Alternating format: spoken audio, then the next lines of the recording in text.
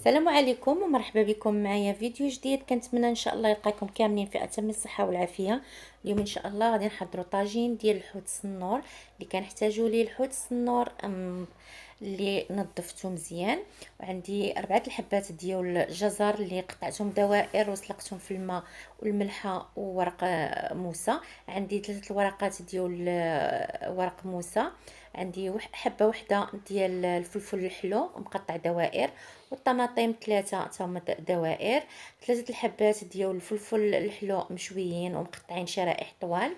عندي الزيتون، وعندي 2 شرائح ديال الليمون الحامض والفلفل الحار 2 حبات. عندي كل حاجه منا معلقه في العطريه، الملح، الزعفران، الكمون، الزنجبيل، التحميره والفلفل الاسود. وعندي 2 فصوص تاع الثوم، وعندي الهريسه وكاس ديال الماء والقزبر ومعدنوس. كنخلطوا العطريه كامله. يعني هنا عندي معلقه كبيره عامره ديال القزبر ومعدنوس، غنزيد عليها الثومه والهريسه والعطريه. يعني العطريه كل حاجه كناخذ منها معلقه صغيره، الا الفلفل الاسود اللي خديت غير راس معلقه، ما بغيتش نكثر. كناخذوا شويه ديال الماء، والماء معصره فيه انا واحد شويه ديال الليمون ديال الحامض، وغادي نخلطوا العطريه كلها مزيان.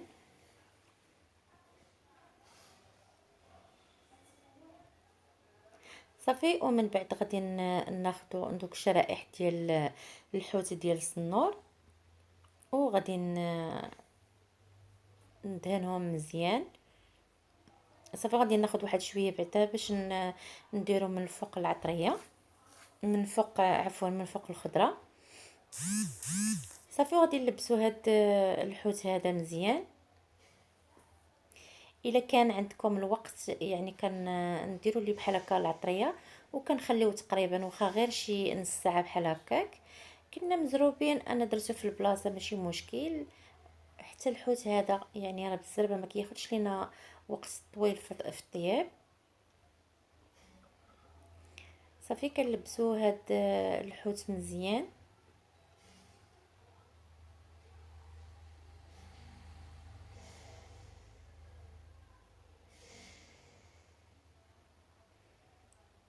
يعني الطريفات كاملين كنحاولوا نعمروهم.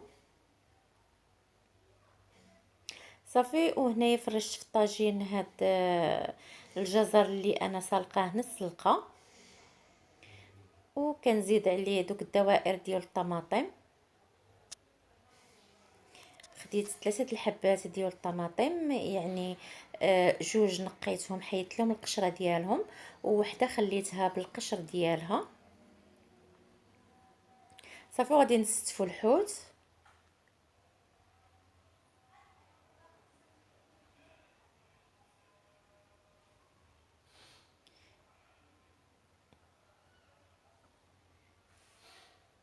يعني الحوت كل واحد كيدير على حساب الافراد ديال العائله ديالو. وغادي نزينوه من الفوق بشرائح ديال الطماطم اللي خليت ليهم القشر ديالهم. وغادي ندير الفلفل الحلو اللي شويته وقطعته هكا شرائح طويله.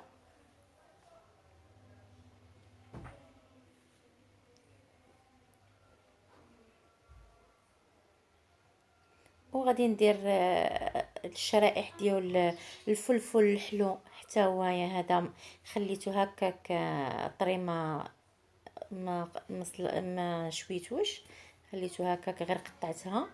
وغادي نديرو الزيتون من الفوق. اللي بغى يدير البطاطا في بلاصه الجزر يدير البطاطا. صافي. وغادي ندير دوك الشرائح ديال الليمون الحامض وورق ديال الموسى والفلفل الحار. صافي. وغادي نرش داك الزيتون كامل في الطاجين.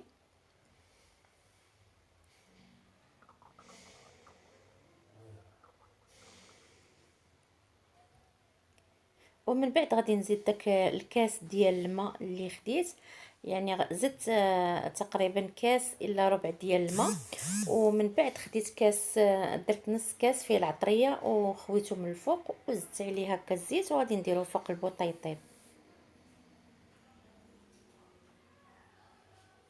وهنايا دايره فوق البوطه كيطيب، نتوما كتشوفوه يعني قريب يطيب، نخليه يتشرب.